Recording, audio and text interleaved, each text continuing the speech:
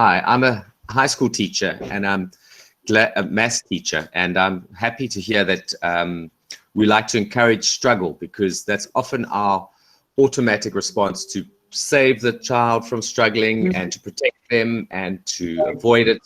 It's nice, it's healthy to battle. We grow from struggles.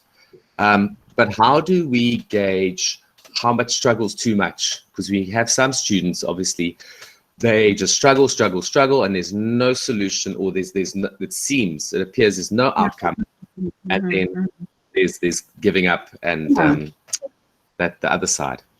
That's a great question too. And as teachers, as you know, I'm sure, Shaun, we have to work out the right amount of struggle for students. And so this is why we work very hard to put tasks onto YouTube. I hope you've seen some that are what we call low floor and high ceiling. And we've designed these tasks, or we've gathered them, because everybody can access them, but yet they go to high levels. So we don't want to put students into situations where they have no resources and they're just struggling. Another thing I like to do is always ask students, can you draw your question, or can you draw what you're thinking about? That putting something into visuals will give people a resource that often is a breakthrough for them. But yeah, I think it's really important to give work that's really accessible to everyone, but at the same time, gives them opportunities to struggle. So giving students work that's more visual, that they can access in multiple different ways, is really key in that, I think. Thank you for that comment, Helen. That's really nice. Mariam had a question. Mariam, are you ready to go next? Yes, I am. Good evening, and thank you again for this talk. I really like what you're saying.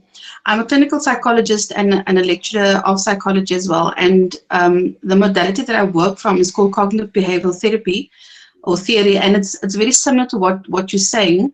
You've answered part of the question in your answer to Shaun. I was wondering, with CBT, when I work with clients, we also try to kind of create more flexibility around thinking, or ways of thinking, to move from rigid thinking to more flexible thinking. And how we do that is we try to open up the conversation and explore, more angles with clients, to put it simply. And I wondered, because the struggles with math, you find that students struggle across the board, predominantly with math, but even with other subjects, one can see how they struggle in terms of how they think about themselves with regards to the academics. How would you propose we start the process? I find it trying to think about how to start it off. How do you begin? Where do you begin, rather, when you want to, help change the mindset? Yeah, I mean, well, I'm glad you mentioned mindset, because I think for people to embrace a different way of thinking and learning, it all starts with mindset. And often when learners are very rigid and fixed, it's because they have beliefs, or somebody's told them at some point in their education that, or given them the idea that they can't learn well. And you have to start there. You have to go back to that and really help people change their mindset, give them positive experiences. I do have an online class that's free for learners. It's 6 15-minute sessions. It's on our website under courses. And it's been taken by about 500,000 people. And we've studied students who've taken that course and compared them to students who didn't. And they go on to greater achievement. They do better in maths. They engage more in class. So I'm really sure that when you change people's mindsets and ideas about learning, it opens up a lot of things for them.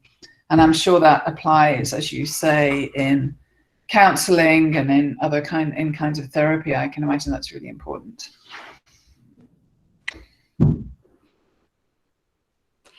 Thank you, Jo. Could I sneak in a question quickly? I teach data analysis to psychology students, and they hate it, right? And I'm trying my best to make it as comfortable for them as I can. You're speaking now about creating more discomfort, because I'm almost trying to spoon feed them, because I know that about maths. So I'm trying to make it as possible.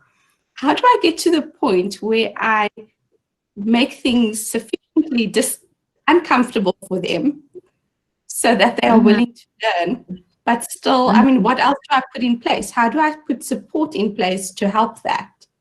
Yeah, I'm glad you raised that, and Shaun raised part of this too, that as teachers, we tend or have been trained to jump in and save students or spoon feed, as you say, which actually we don't want, because we want them to engage in the struggle.